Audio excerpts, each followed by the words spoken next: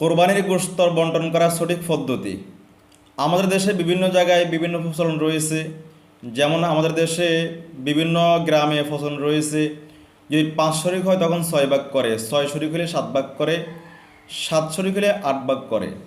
তখন 7 শরিক হলে 7 শরিক 7 ভাগ নিয়ে যায়, আর 1 ভাগ থেকে ফকির মিসকিন প্রতিবেশীকে দান করে। অথচ এটা সম্পূর্ণ নাজায়েজ। এইভাবে যদি কেউ বন্টন করে তাহলে তার কোরবানি শুদ্ধ হবে না। কোরবানি শুদ্ধ করার জন্য যত শরিক তত ভাগ করতে হবে, যত শরিক তত ভাগ। এরপরে প্রত্যেকের গোস্ত বুঝে পাওয়ার পরে তখন সে তার গোস্তকে 3 ভাগ করা মুস্তাহাব। এই 3 ভাগ করা ওয়াজিব না, ফরজ না, এটা হচ্ছে মুস্তাহাব। 3 ভাগ করার পরে 1 ভাগ নিজেরা ভক্ষণ করবে, 1 ভাগ আত্মীয় স্বজন মেহমান, আরেক ভাগ ফকির মিসকিন গরিব অসহায়কে দান করবে। এটা হচ্ছে মুস্তাহাব। এইভাবে যদি কেউ কোনো কাহারও পরিবারে লোকজন বেশি থাকে, যে দেওয়া সম্ভব হবে না, লোকজন বেশি, মেহমান বেশি, যদি সে দান করে 3 ভাগ করে তাহলে তার ঘরে গোস্ত থাকে না।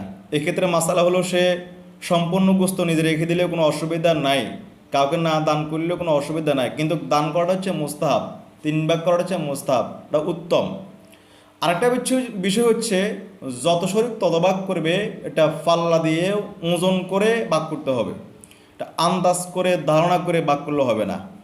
এবং আমাদের দেশে বিভিন্ন গ্রামে ফসল রয়েছে, গোস্ত কুটতে যায় বিভিন্ন অঞ্চলে বিভিন্ন গ্রামে। তো যারা গোস্ত আহ, কাটতে গেছে তাদেরকে পারিশ্রমিক হিসাবে ওইখান থেকে গোস্ত দিয়ে দেয়, 1 কেজি 2 কেজি আধা কেজি গোস্ত দিয়ে দেয়। তো এই গোস্ত দিয়ে দেওয়ার দ্বারা আপনার কোরবানি শুদ্ধ হবে না। যাদের মাধ্যমে আপনি কাজ করাইছেন তারা চামড়া খালাইছে এবং গোস্ত কাটছে, তাদেরকে তাদের পারিশ্রমিক টাকা দিতে হবে। এই টাকা আপনার পকেট থেকে দিতে হবে। এরপরে টাকা দেওয়ার পর যদি আপনার মন চায় গোস্ত দেওয়ার জন্য, আপনি তাকে আধা কেজি 1 কেজি গোস্ত দেন, সেটা আপনার ইচ্ছে। কিন্তু আপনি পারিশ্রমিক হিসেবে গোস্ত দিয়ে দিলে আপনার কোরবানি শুদ্ধ হবে না।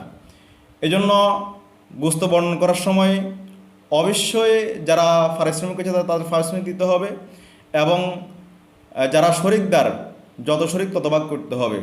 সঠিকভাবে প্রত্যেকেই আমরা কোরবানির গোস্ত বর্ণন করবো ইনশাআল্লাহ।